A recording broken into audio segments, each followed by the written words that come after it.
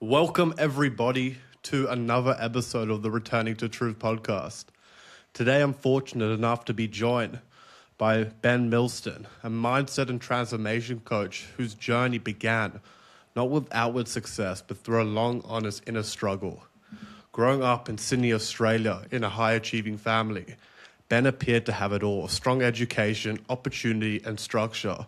But inside, he felt constant pressure to succeed, belong, and hide his struggles. For years, he battled depression, anxiety, and various mental health issues, shaping himself to fit others' expectations, while nothing externally, jobs, countries, even going to the army, seemed to heal him. The turning point with Ben changed his relationship with his thoughts and identity.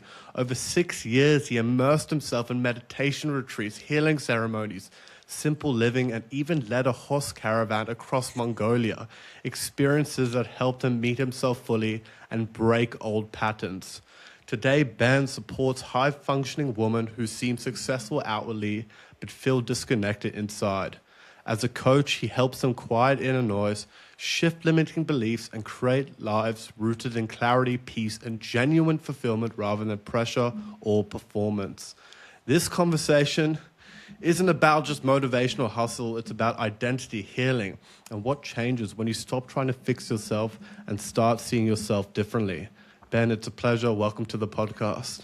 Thank you, Jess. Thanks so much for having me and everyone listening. It's great to be here with you. Yes. Look, I'd like for you to firstly take us back to the beginning of your journey. What was your early life like and has eventually led you to where you are today? Yeah, so listen, I grew up in a good life being grown up in Sydney, Australia, and life was simple there and easy, and there was a lot of things coming, good education, loving family, but there was definitely always the kind of pressure to succeed, to be someone, to be doing well in school. There was this comparison, this competitiveness about who we were going to be, how well we're going to do, what university degree we're going to have. And we're talking back in like grade 4, 5, 6, you're thinking about who we're going to be down the line. And I like you said, I grew up in a fairly academic family, and I remember Friday night sitting around the dinner table together, and they'd be passing around between like my cousins and whatever these maths questions. And I just I wasn't there. I wasn't like, that wasn't where I was at. And so rather than thinking, because this was never something taught to me, rather than thinking like, oh, this is just not me, it was like, oh, there's obviously something wrong with me if everyone else seems to be getting this, if everyone else is doing this, and I'm just not. And that kind of was a repeat pattern in my life. At school as well, I was also just like a very small, scrawny kid, entered puberty late, and so I was still kind of like down and whatever else, and always wanting to feel like I needed to be heard. I wanted to be seen. I just wanted to fit in. I wanted to belong, which I think is from my travels is like the key that we're all kind of looking for, that feeling of belonging and acceptance, and like where are we in this world. And just because of all those pressures, I like and it was a lot of the time it wasn't even necessarily pressure put on me, but it was the pressure that I had put on myself essentially, from seeing how I thought the world was and how I thought I needed to be, what I thought was the standard of happiness or success. And so I put all this pressure on myself to kind of be someone I wasn't in the eyes of my parents or my family or my schooling or society. And that just kind of kept leading me further and further disconnected from who I was, down a life of drugs and alcohol from about 14, 15 years old. Yeah, that continued for about, I'd say about a decade. Just because, I knew I didn't want out necessarily, even though like I had actually attempted suicide twice. I didn't actually want out. I wanted out of the pain, and I didn't know how to get out of that. And I didn't want to be a burden to anyone, and I didn't want to, put my like show that I was in pain and struggling because I came from a good upbringing. So I was like, all right, well, I just need to deal with this in my own way, behind closed doors, put up the facade when I'm out in public and just quietly suffer. Which was definitely difficult growing up like that. Yes, and I totally resonate with that myself. Growing up in a similar type of environment, feeling the same type of pain for everyone watching who went to the same school. So it's very much that type of culture where you have to be somebody externally, and it's very superficial in a way. I would be interested to talk about, you talk about how you were living in the eyes of your parents, of the people around you and their expectations. For people out there who are so met with what their parents want them to be, how can they break that cycle so they can be their own unique person who doesn't have to live up to anybody outside of them but themselves?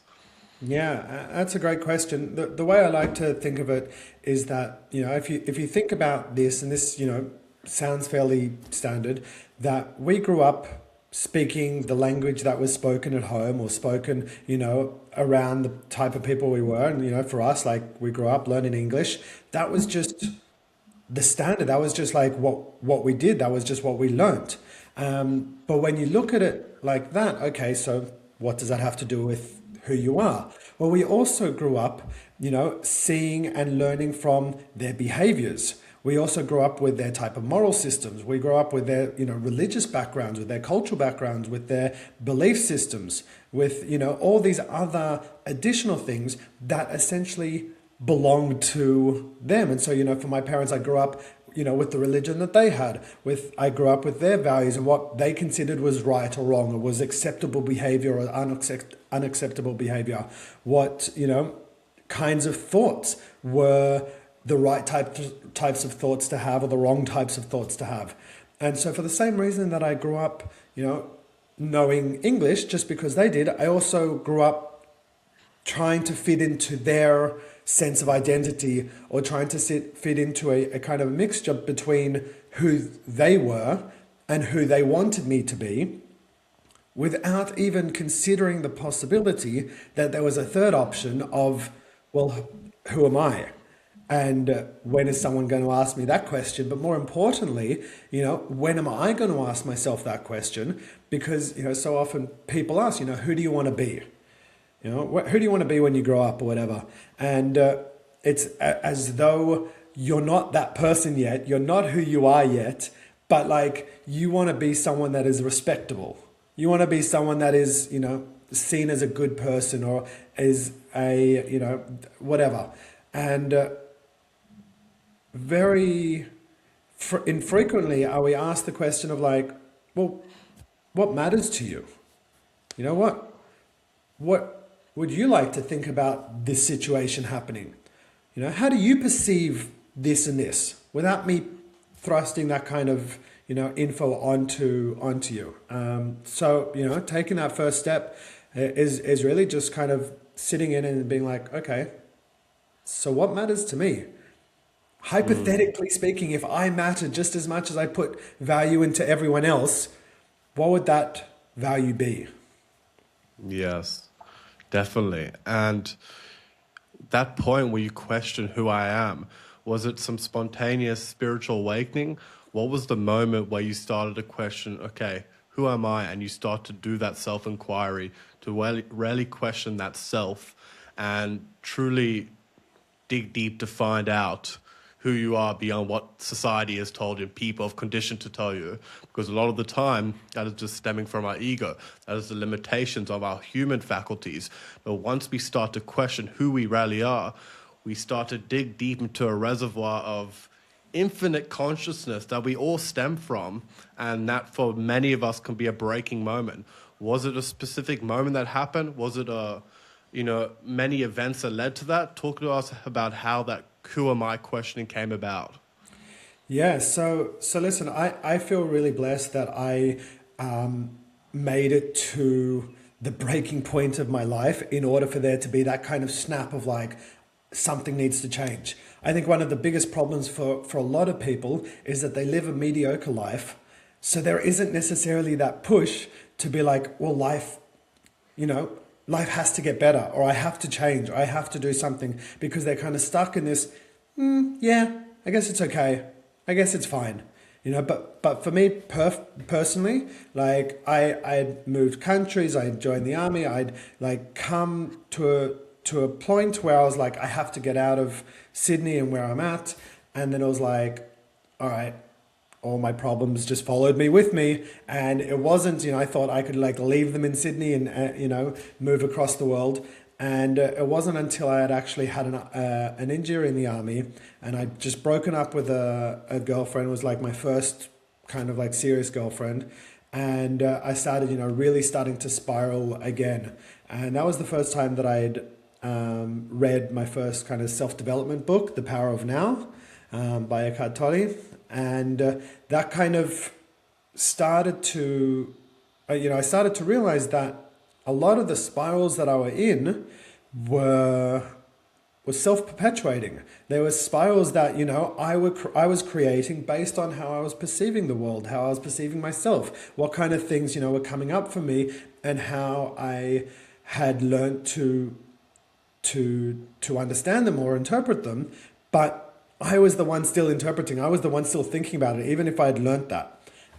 And when I had kind of realized this, then the thought kind of happened. I remember this really vividly that, I was lying in bed, I couldn't move, I had a slip disc. I remember thinking, okay, well, if my thoughts had gone and taken me to the bridge of suicide and substance abuse and, to this part of life, I wonder like if my thoughts could do the opposite. I wonder if, I could train my thoughts. If this was just a matter of I had learnt to think one way, could I teach myself to think a different way, believe a different way, so that I could feel a different way, so that I could behave a different way, so that I could essentially experience differently than I have up until, that moment. So that was really my turning point. It was a aha moment of like, the power is within, rather than, or when this happens or when that happens, then I'll be able to change. Then it'll be better. Then I'll be able to be happy or whatever. It was, no, this is actually something internal. I have the power. I've always had the power. I just haven't had the tools in order to harness that power. Or in fact, I've had the wrong tools and I was harnessing power by living in a really nice life, wanting to kill myself. Like that's powerful, And that was kind of my trigger there. But I really think that, for anyone listening who might not like want to get as far down, and like in that kind of hell ground as I was together, to realize that the up you can go is, limitless. And so even though they may be in this kind of like, yeah, I'm okay, well, think about how many levels up from just, yeah, I'm okay in this one life we have that could be accessed if it's limitless, right? How many like, holy crap, I am fantastic moments you can have and would like to live, rather than like, yeah, life's so good, work, Yeah. family, busy.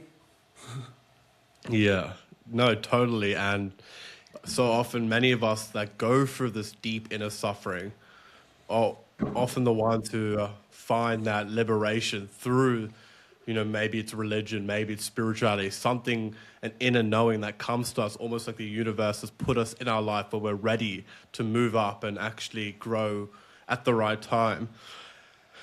Eckhart Tolle is amazing. I've read many of his books, and often when we bring ourselves to the present moment, which I truly believe is the only moment that exists, is when healing can take place.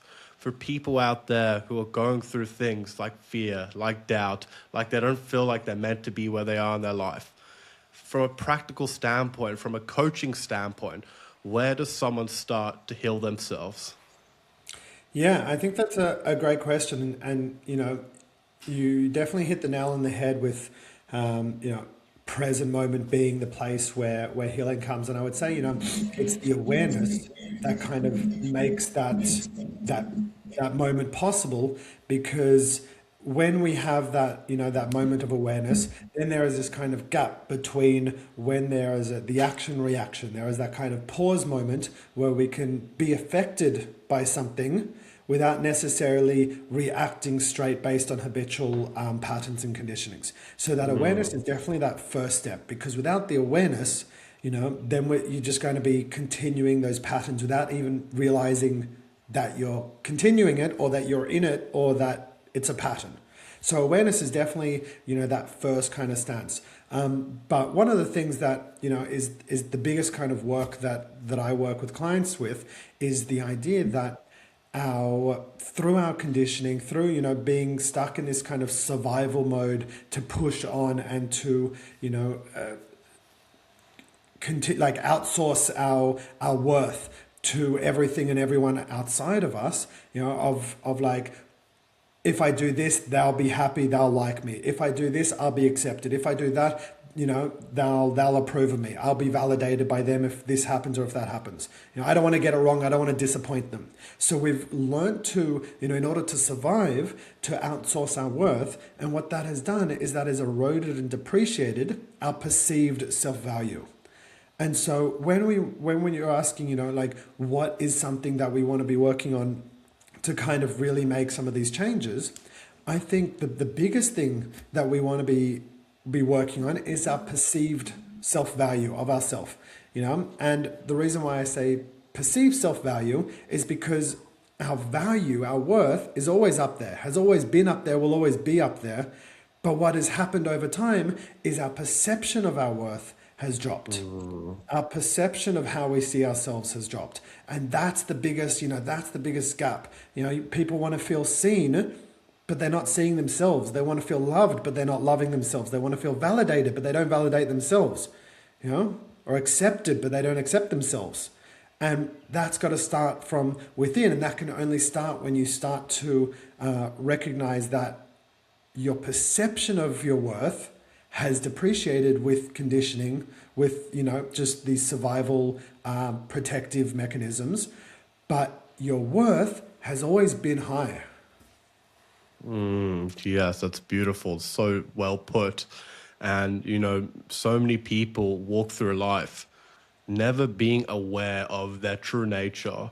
And this thing, awareness, is one of the most important things, because recognition and remembrance of who you are, that's why my podcast is Returning to Truth. The truth of who we are allows you to shift your perception so you can heal. Something for me on my journey that has helped me exponentially, without it, it would never be the same, is meditation. And I know you've definitely had your own vast experiences in meditation. How important is it for meditation to bring out, to almost heighten that awareness, so you can be the control of your reality rather than being controlled? Yeah. So, I've done a lot of meditation. I've done 3 10-day silent meditation retreats, Vipassana. I've done different breath work meditations and just conscious breathing meditations. And I think one of the biggest kind of misconceptions with meditation is that it needs to be this really long, you have to sit for half an hour, and you have to not move, and you have to be cross-legged, and you have to, have no thoughts coming in, and you have to, if you don't feel good afterwards, if you don't reach enlightenment and peace and whatever else, you're doing it wrong. And, it's not at all this, and so much good can come from just 5 minutes a day of just sitting and breathing. And essentially, for anyone who's new to meditation, probably the easiest kind of technique that I would recommend is to really just follow the breath coming in and coming out, and know that your thoughts are going to be there. They're going to come and they're going to go. All you have to do is watch them. You don't have to react to them. There doesn't need to be any judgment. There doesn't need to be any, reflection on it necessarily. You can just see, okay, there's the thoughts, and I'm back with the breath. And this can be, some of the simplest kind of breathing to really come back into the present moment, but also to really train that muscle that, for so many of us, we have a thought, and then 20 minutes down the line, we're still spiraling on this thought that we had, and we've gone around here and around here, and we have no idea where we are or how we got there. What this can really do is just, and this will happen in that 5 minutes. There are times where you'll sit down 5 minutes will go and you'll be like, oh my God, I was thinking the entire time. That's okay. You know, it happens. But what this trains is bringing your awareness back into the present. You know, and that as you train that, you'll notice that the times will get shorter, and then it'll be 4 minutes. You'll be thinking, and then you're like, oh, breathing, and you'll come back, and then it'll be shorter and shorter until it becomes, there's a thought, breathing. There's a thought, come back to the breathing. And you keep focusing and strengthening that kind of awareness to come back to the breathing, because the breathing is something that is the breath is something that's beautiful, that happens both automatically, but also can happen consciously. It happens either way, but it's either subconscious or it's conscious. We can't beat our own hearts. That happens unconsciously. We can do a lot of things either consciously or unconsciously.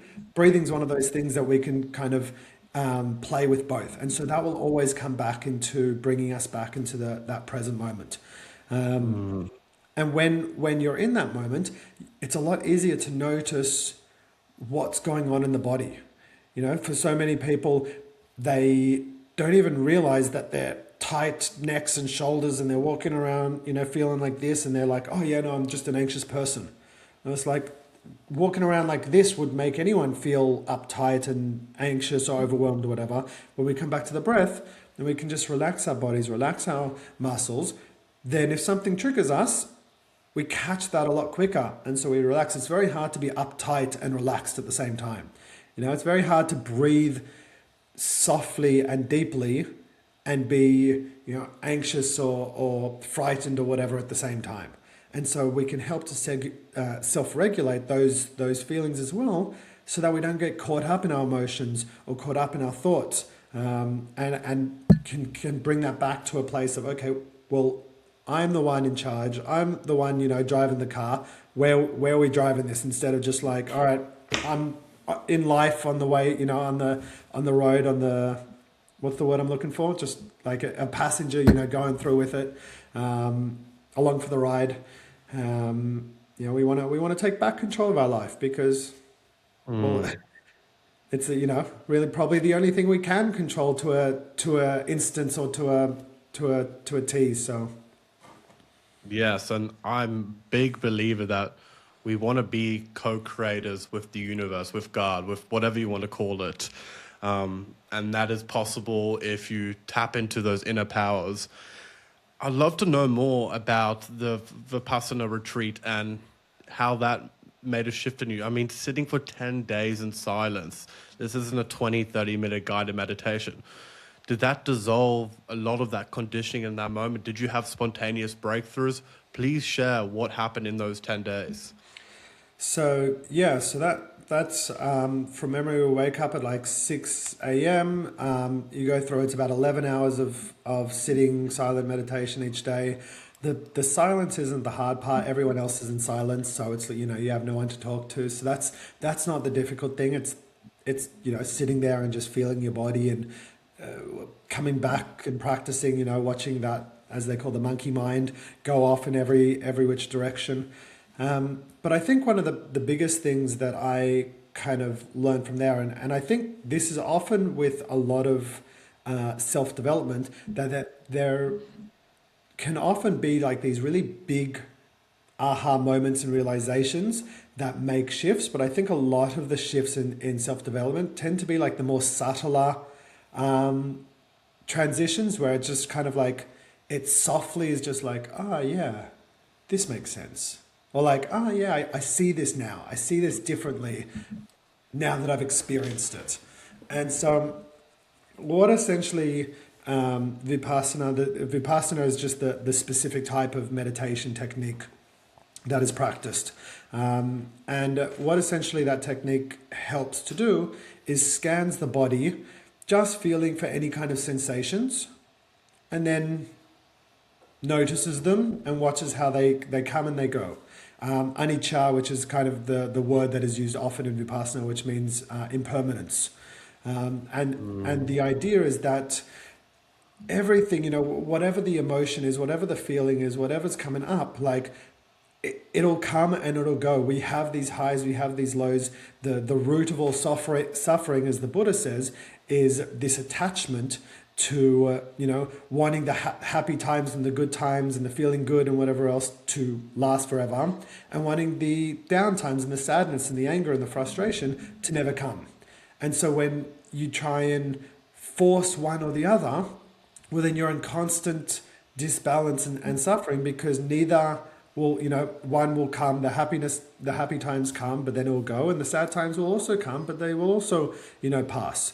And so we want to just kind of be settled in ourselves to be able to handle whatever the moment is without trying to pull and tug towards one specific thing or another.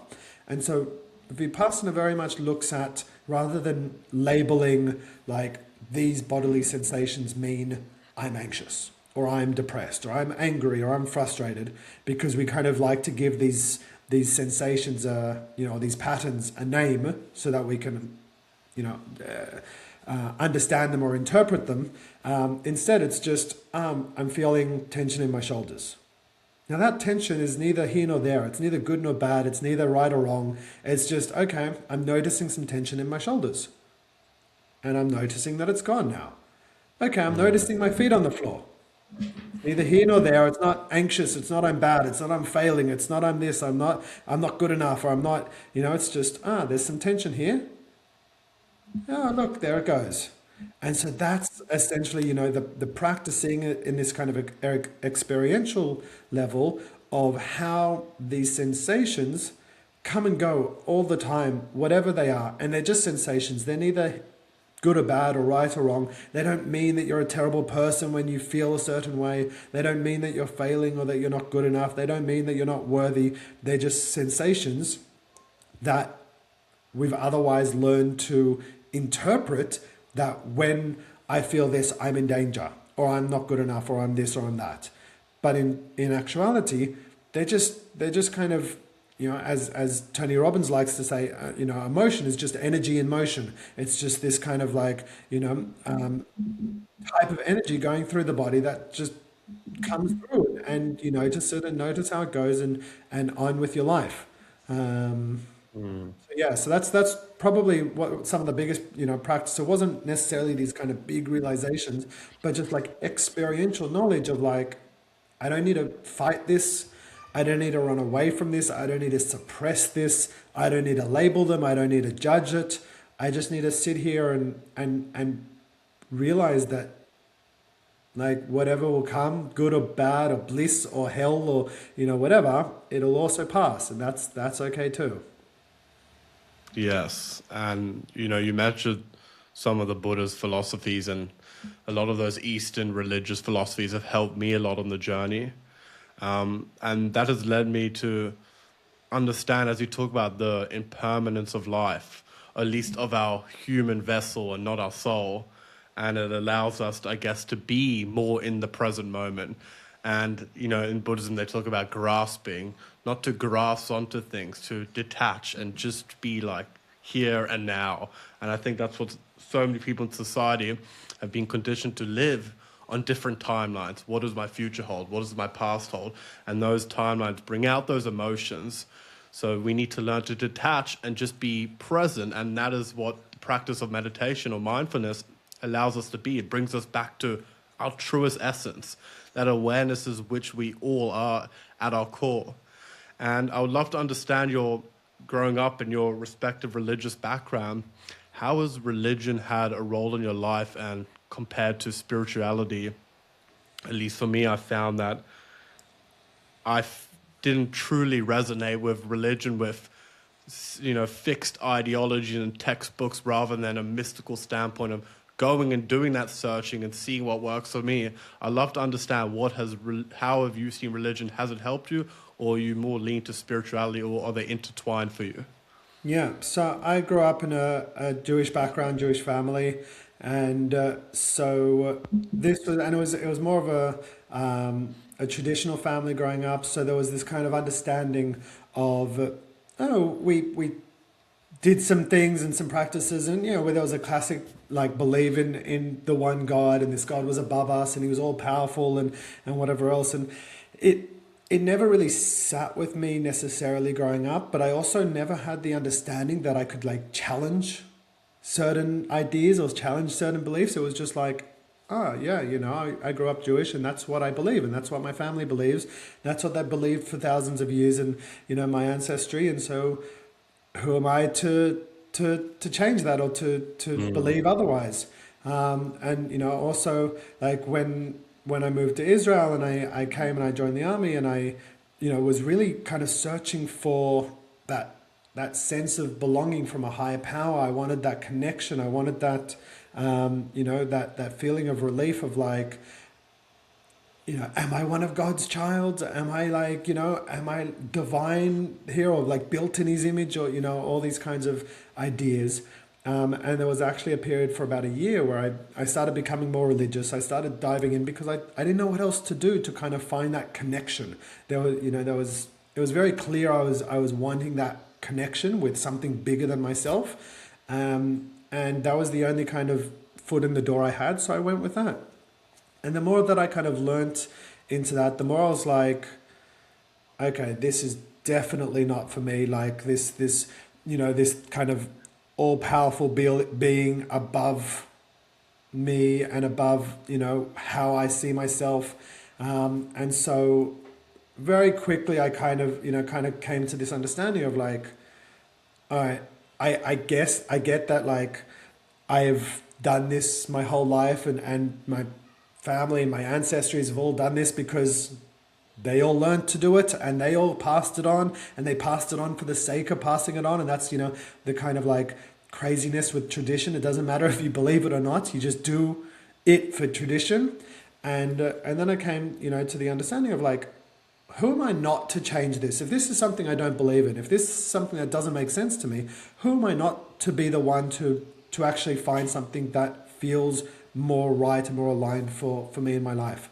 And that's kind of when I started looking outwards at other forms of spirituality.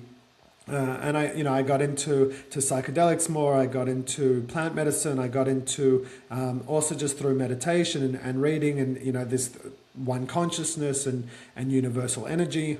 And I think also just like from travels around the world and seeing different communities and feeling into this kind of sense of like unified love and unified oneness, that when we connect with someone, we connect on, it doesn't matter who you are or what background or what, when you connect with someone, it all has a very similar feeling inside. It all has almost like a known, like I'm seeing you again, rather than like I'm just meeting you for the first time. It's just, it's that kind of family feeling.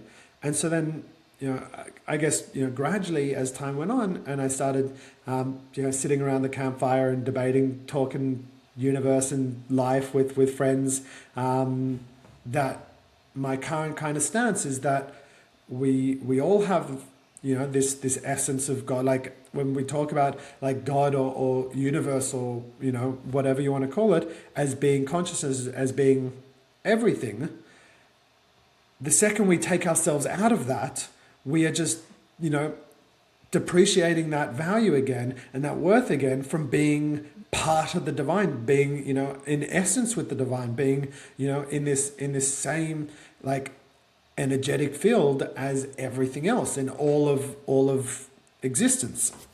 And so rather than taking, myself out, taking you out, taking the tree out and whatever else, I want it all to be inclusive in this idea that we are God, we are creators, we are, able to really, do creation and destruction. We do, have this kind of like means for manifesting and for, shifting things and changing things. And like you said, this idea of like collectively creating together and this collective like building, that I think that a lot of the issues or problems with, say, the world at the moment is that it's like this one consciousness that doesn't recognize that it's the one consciousness, and so they all have these kind of individual ideas about the way things should be. But when, we come back to this idea of like, well, we actually all kind of want the same thing, which is like a feeling of peace and love and acceptance and belonging. And when we all come back to the idea of, it would actually be really nice to feel supported by everyone rather than feel like everyone's an enemy. And we remember that, we can build something together. And you see in communities, when you come together and you build something together, you can really flourish within what you build. When you have a city and you're all kind of, half the people are wanting one thing and half the people are wanting something else, you have this divide, you have this segregation, you have this dissonance. So yeah, really just coming back to like that core belief for me that we're all made up of the same energy, and after death, like you said, it's just the end of this vessel. But the energy, as Newton says, energy can't be created or lost or destroyed. So if that's the case, then we've always been this energy. We always will be this energy. We always are just this like change of energy. And that's what life is essentially. That's what existence is. Yes.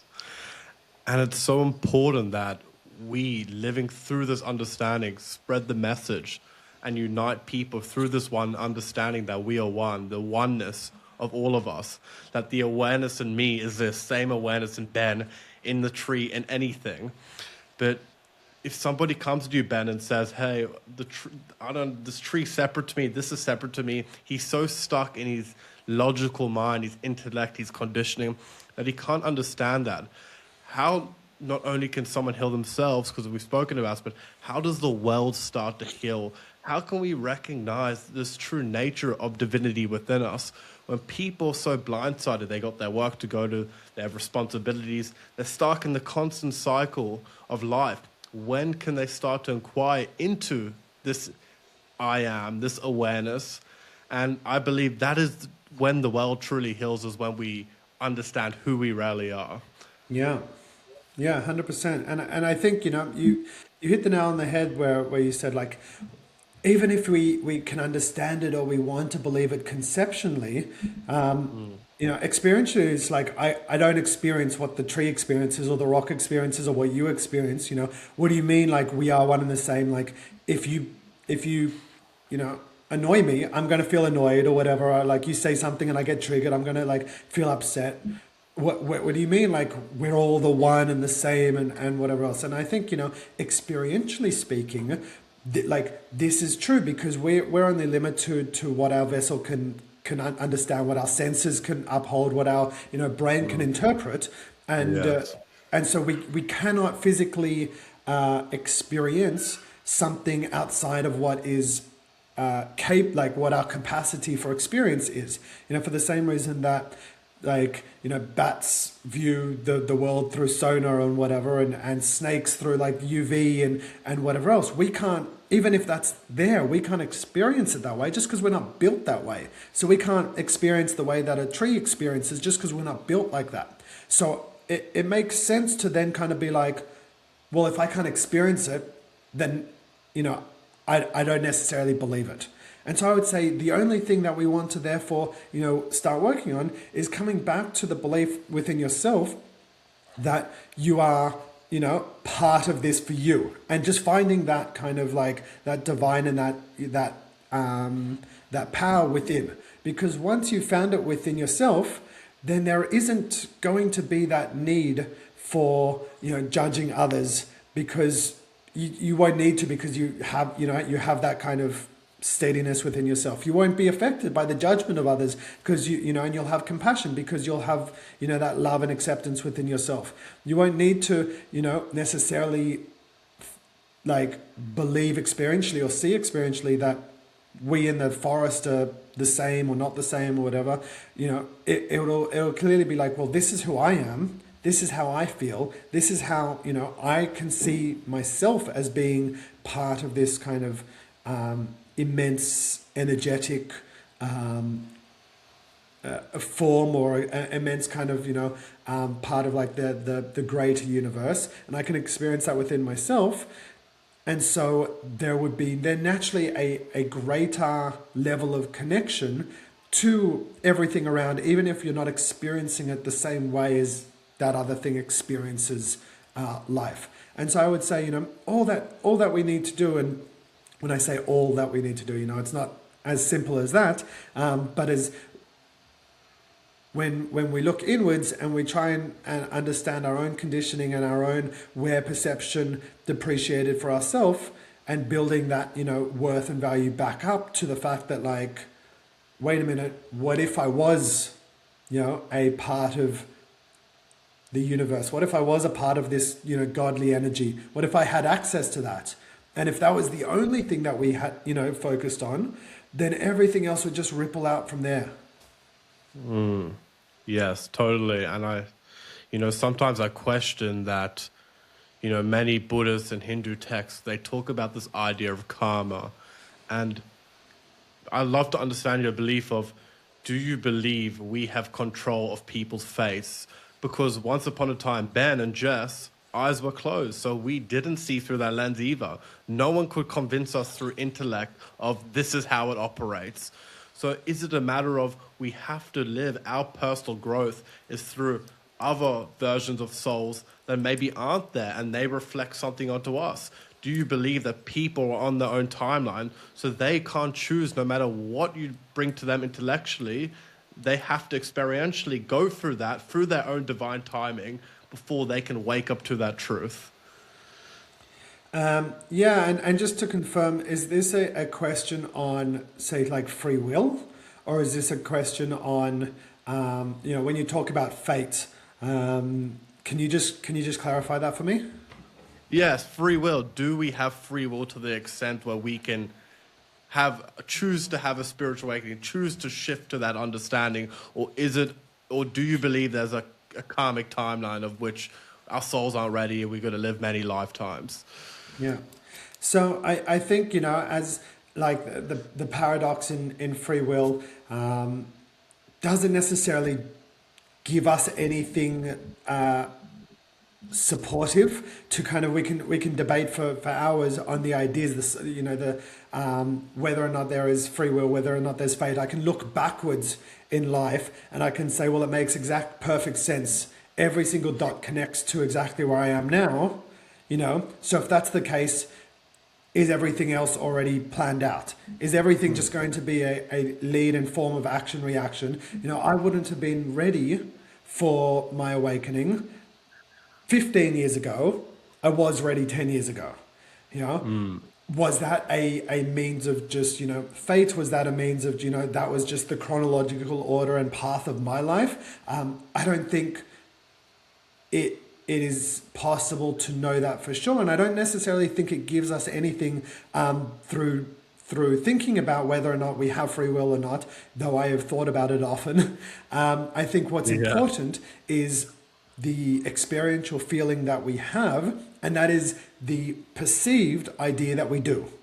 And that's what's important, because with this perception, with this perceived idea that we do have free will, then essentially we can use that and say, okay, well, let me try do this. Let me experiment with that. What's important for us is the perceived idea that we do have free will. And whether or not we actually do, or whether or not we're on this destined road to just kind of like live life and wake up whenever we reach that point in our life that we wake up, the fact is that experientially speaking, we have this perceived conception, this perceived conceived like idea that we do have free will.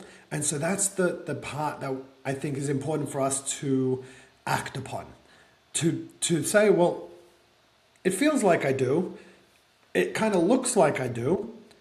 I'm going to go with that and just, trust that maybe I do because it feels like it, because it seems like it, and work towards creating the type of life that I want with the idea, with the understanding, with the belief that I do.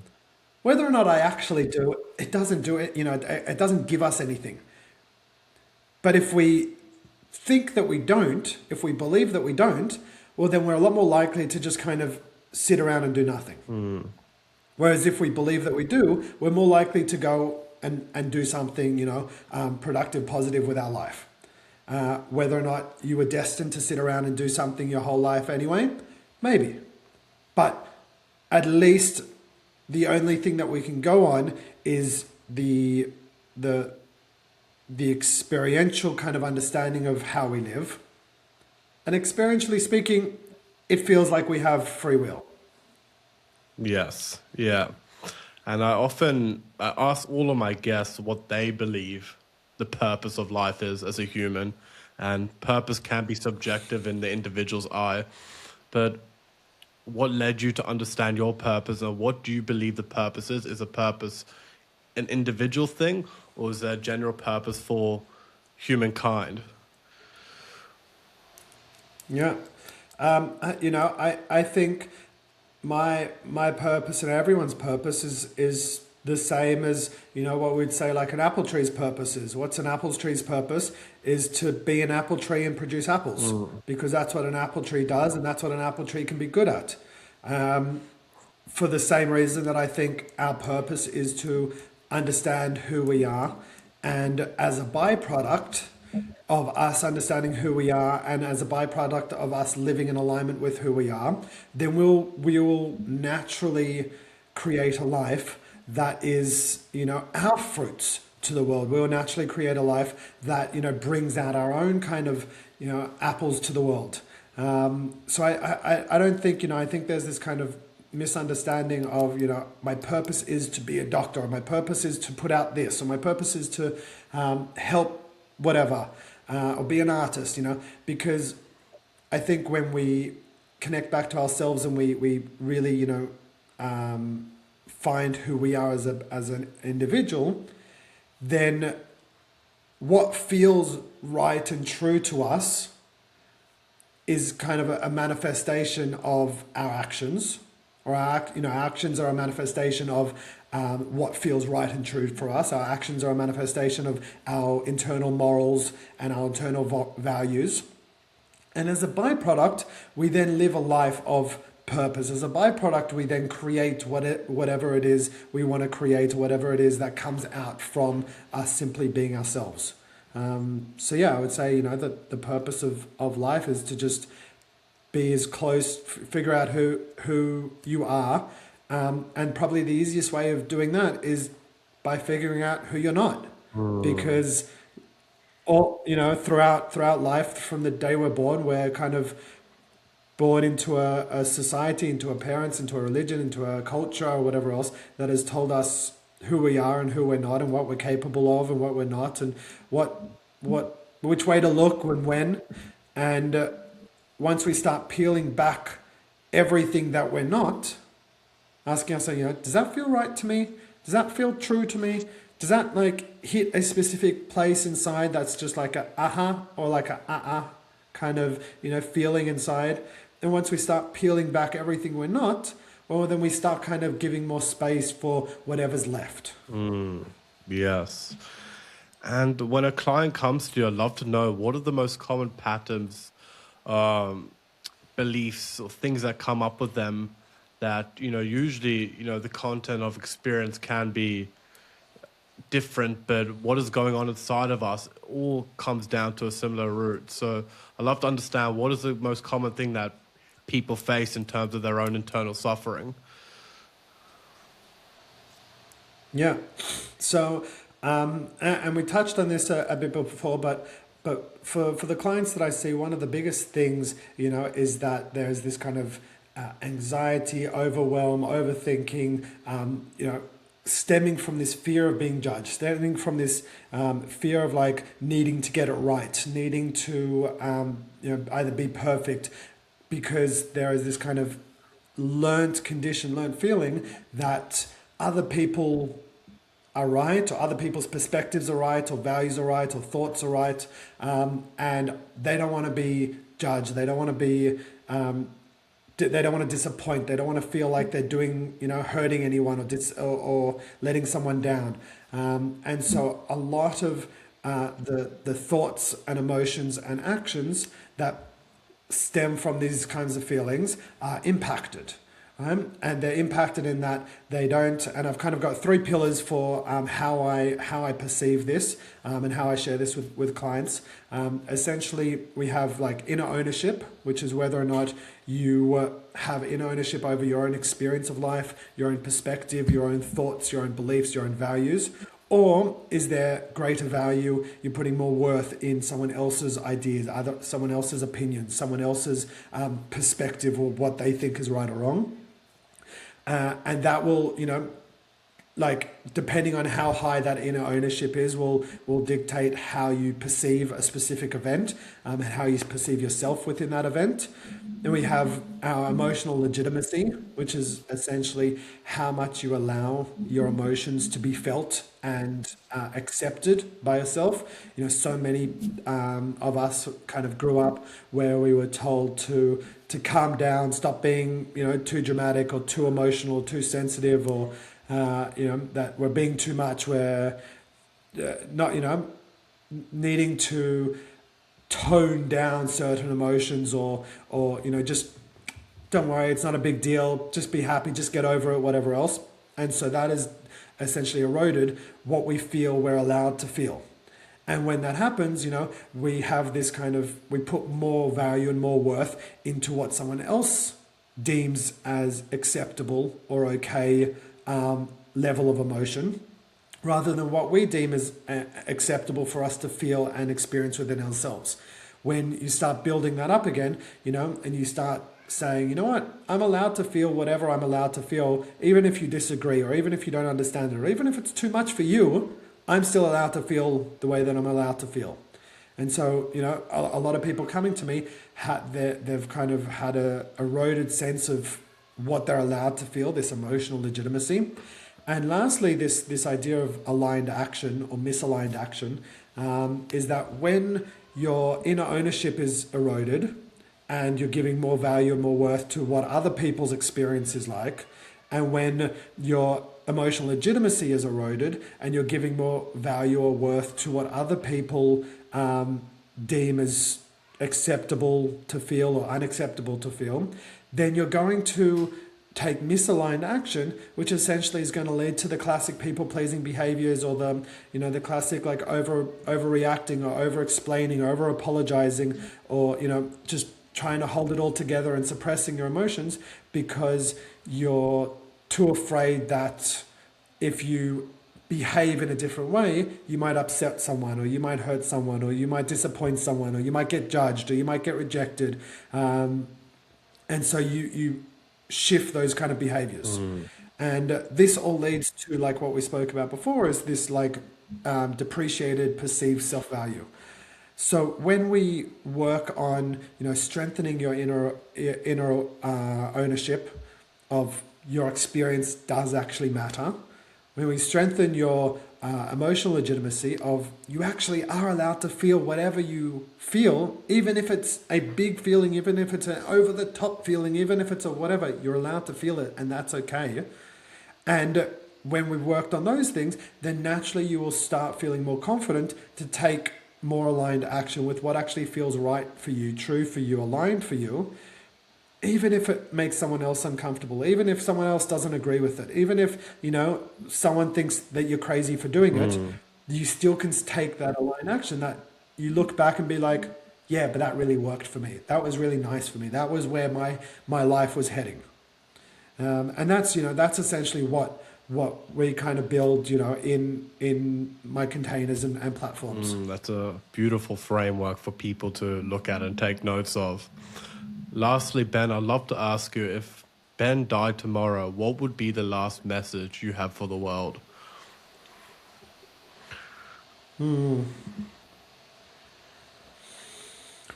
I think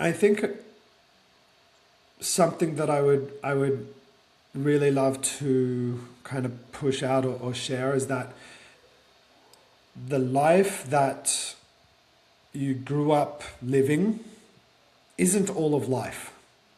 It is just a super minute fraction of what the possibilities of life can be for you. And even though it feels like, everyone seems to be against you, or everyone believes something different, or you're not understanding what's going on, like, you having grown up in a very specific family with very specific parents, with very specific conditionings, with very specific financial capabilities, or specific educational capabilities, or specific areas in the world where you grew up, that is such a minute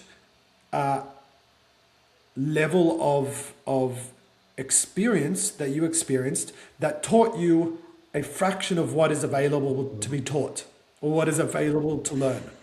And so even though it seems like, or it may seem like, based on what you've learnt from this kind of upbringing and this life and these experiences, you might not be doing well, or you might not be feeling happy or feeling successful.